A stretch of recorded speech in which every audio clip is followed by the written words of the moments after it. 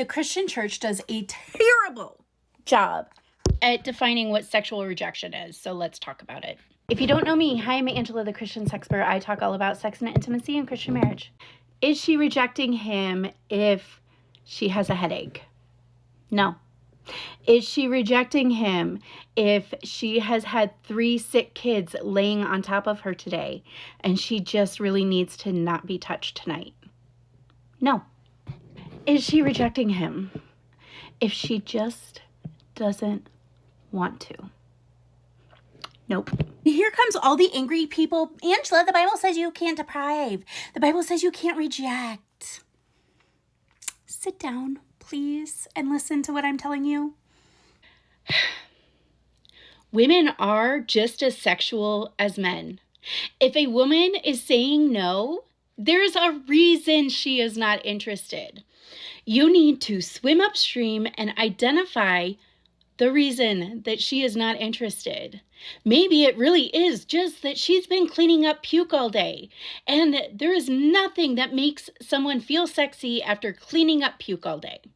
Maybe that's just the reason, and so maybe you just need to sit down and wait until tomorrow. Maybe there's something medical happening. Maybe there's sexual coercion in the marriage. Maybe there's abuse. Maybe she's under a ton of stress at work. None of those things are referencing the verse that you all are screaming at me about in the comments right now. When the Bible says do not deprive, that word is a defrauding. In the culture, because that's a letter that Paul wrote to a specific church, and the culture surrounding the church used celibacy as a form of worship to false gods. So these people were baby Christians, new converts. They were getting married because that's what they thought that you did.